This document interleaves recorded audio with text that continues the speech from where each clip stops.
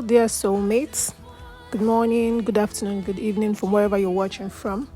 Alright, this tutorial is long overdue. I've had this in my gallery for a while now. I've been meaning to share with you. So here's a quick tutorial on how to draft a perfect corset for any bra cup size, any size, and it will fit perfectly well. You don't have to go through the lengthy, tough pattern drafting method. Of course, I've used this to teach my students, and they've tried various methods as well. I've taught them so many techniques in which they can draft their corsets, but this one works anytime, any day, and it's a simple tutorial that you won't forget easily because it's based on the basic pattern drafting method. So as long as you know how to draft your basic bodies, you'll be able to do this. So let's get right into it. By now, you should have your proper measurement taken already. I'm sure you all know how to get a good proper measurement. If you don't, send me a message or drop a comment and I'll make a good tutorial. Now you could take a perfect measurement for any size. Because for ladies, measurements for the front is different from the back because of the bust. So yeah, I've marked my shoulder measurement divided by 2 at the top of the paper. After which, I measure the front neckline using the standard 3x3 measurements. Then I went down by 1 inch. I slanted my shoulder by 1 inch. Then I went ahead to mark all of the vertical measurements, which is your armhole depth line, your bust point, your under bust point, your stomach line, and then your hip line. Of course, you have to mark it on both sides so you have a straight line. Then you rule it properly. After which, you label them. You go ahead and take the back measurement as well and keep that aside. So here we'll be finishing with the front pattern first. Of course, you can see me labeling it. It's very essential you label your patterns so you don't get them mixed up. So it will show you exactly where your bust is, your under bust is, and then your waist. Don't forget to take the proper waist measurement because of course we'll still be snatching the waist. I'll teach you a quick method on how you can do that as well. So yeah, I've gone ahead to mark what I add on the shoulder line. I marked it on the chest line as well, which is your armhole depth line. So as to get the proper armhole curve, I divided my bust into 4. I marked on the armhole depth line as well. Then I went in by ½ inches at the midpoint of the armhole line and I connected that to the armhole depth line before connecting to the neck point on the shoulder line. After which you go ahead and mark your waist measurement divided by 4. After doing that, you go to the hip line as well. You mark your hip measurement divided by 4. Then connect all of these points from the armhole depth to the waistline using a straight line. And then use your curve ruler to connect your waist measurement to the hip line. Of course, you go ahead and mark your bust measurement. That's your nipple to nipple point divided by 2. If your nipple to nipple point is 7, divided by 2 will be 3.5. I mark it on the bust point line, on the bust line, the bust line as well, and on the waistline and the hip line. Then, if you are taking your proper measurement, you should know that the front waistline for the front is always different from the front waistline of the back. The difference for mine here was 1.5. So I went ahead and mark 1.5 underneath the bust point line, as you see me do here. Then I took a line from the nipple point down to the 1.5 inches. Then I shaded that out. We'll be cutting that out. You'll see as I do that soon. After which, you go ahead and mark the difference between your bust point and your under bust. You mark it on top of the bust point line. That will give you a good coverage to cover the bust properly. Of course, if you want the cleavage not to show too much, you can go ahead and probably come down from the shoulder line by 7 inches or 6 inches, whichever suits you. But yeah, I just marked what I had from the bust point to the under bust on top of the bust line. This will guide me to not cover the bust properly, and also give it a good feel. So you could also see the cleavage a little. So of course, corsets without showing a little cleavage is not really corset. So here you have it. Then I'm drawing the curve line after I've marked ½ inches from the bust point line from the folded edge. I went in by ½ inches. Then I took a curve line and drew from the under bust line to meet that 1/2 inches.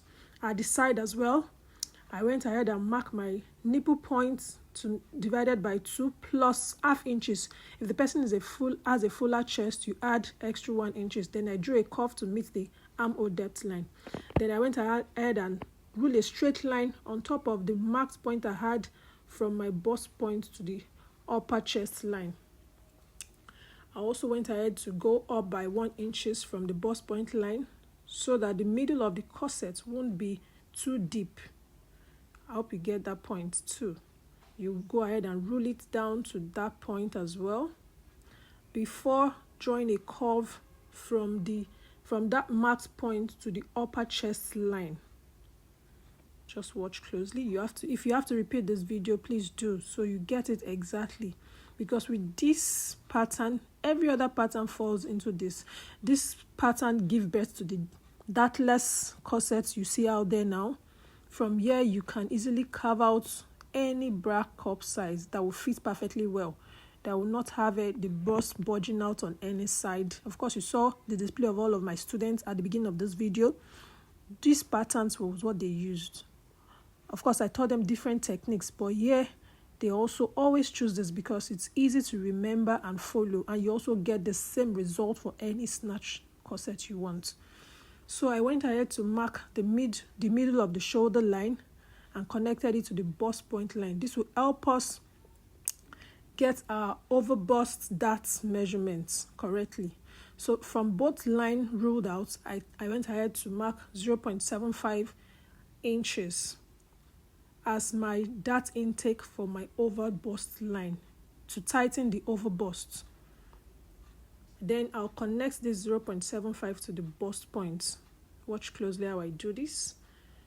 I've done that on the other side. Then I turn my cover to do it on this side as well. Of course, you shade it out so you don't forget to cut it out. Then I went ahead to also take the dart intake for the under bust measurement. From the nipple point, you go out by 0.75 depending on your own dart intake. Of course, I taught my students various ways to calculate the dart intake needed for any size. For a size 8, we usually go out by 0.75 on both sides. For size 10, 1 inches on both sides. Then 12, 14, 1.5 on both sides.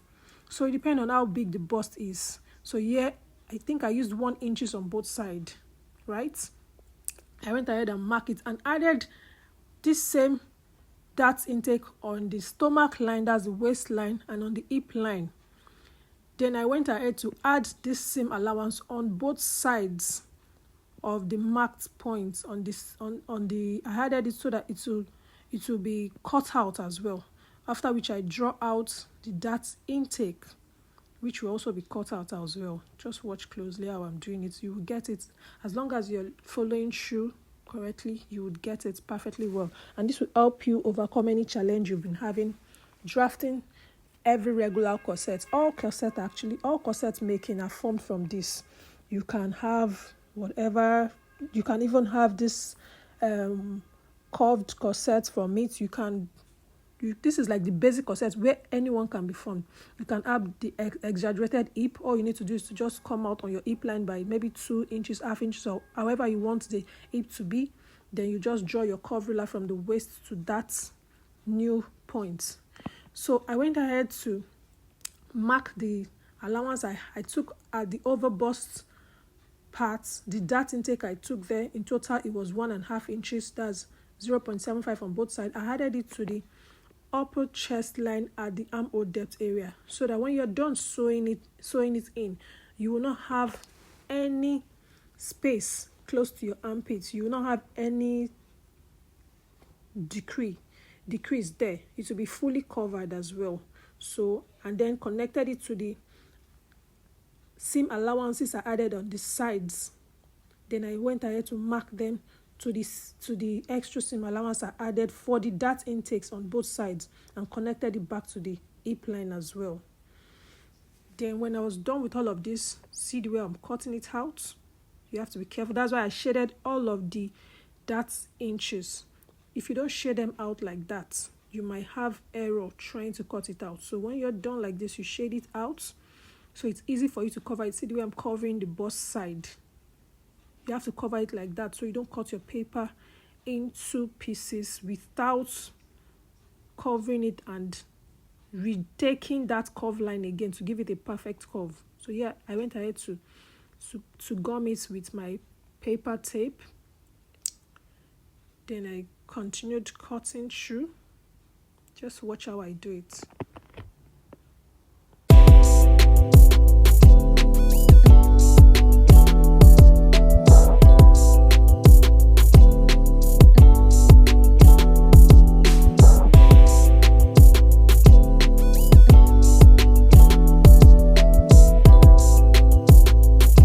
So I set that aside. When I'm done with the front pattern, I went ahead with the back pattern. So here I marked the shoulder measurements, same thing as I marked for the front, and I also slanted by 1 inch. Then I went ahead to mark the vertical measurement, the armhole depth line, the stomach line. Remember, the stomach line for the front and back is always different. If you don't have understanding of this, do let me know so I can make a good tutorial on now you can draft the proper body measurements, especially female body measurements. So I went ahead to mark all of that. Just watch closely as I do it. Of course, if you can draft basic bodies, this is exactly the way you mark and draft the back basic bodies for your regular drafting of your basic bodies pattern. After which I went ahead, I rule out the line. I marked them on both sides of the paper so it's easy to get a straight line like I said earlier. Then I went ahead to rule the line, then after which I will label them. Of course, for the back basic body measurements, really don't do much of the darts taking here. So all I did was to mark the measurement. That's the neck measurement I used for the front. Remember that you use 3 inches for the wideness. You mark 3 inches as well. Then come down by 1 inch. Use your curve ruler to connect that as well. And then we'll connect the armhole depth line same way we did for the front, but this time around we'll be dividing the armhole depth line by 2. So right now I'm marking the shoulder measurement divided by 2 as well. Then I connect with a straight line to make the slanted line. After which I'll get the midpoint of that line marked. Oh, before then I also went ahead to mark the round bust measurement divided by 4. Then at the midpoint, like I did for the front, but here we're going to be marking 1/4 inches, not half, because the back width is wider than the front chest line. So then I connect with a curve from that 1/4 inch to the round bust measurement divided by 4, before using a straight line to connect back to the shoulder slanted line. Then I went ahead and divide my waistline. I went ahead to divide my waist measurement into 4. Yeah, there's a quick one on what I forgot to explain at the beginning while drafting the front. Before marking your waist measurement, you would have taken away whatever you want to get it snatched with. Like my waist here was 28, but I snatched it by 2 inches. So the waist measurement I'm using here will be 26, not 28. That was what I went ahead to divide by 4 and marked on the back. Same thing I marked in front. So you're going to be marking your waist, your snatched waist measurement, which is your total waist minus, it could be -3, -4, -5, whatever you want it. So I went ahead to do all you have to do for a back basic measurement. Sorry, the video went short here, but yeah, it is while I'm done drafting the back and the front, the cutouts here is what you can see. I did the regular dart taking for the back measurement, so it's not a big deal. Then of course I slashed out how deep I want the neckline to be. I wanted the neckline to rest on my armhole depth line, so I went ahead to slash that out. Then after which I added my seam allowances on both sides. I added 1/2 inches around the part I'll be sewing, both for the front and back. So here's my customer when I was done. Do well to like, subscribe, and share. I'll be dropping the tutorial on how to make a perfect basic bodice very soon. You wouldn't want to miss that. Thank you.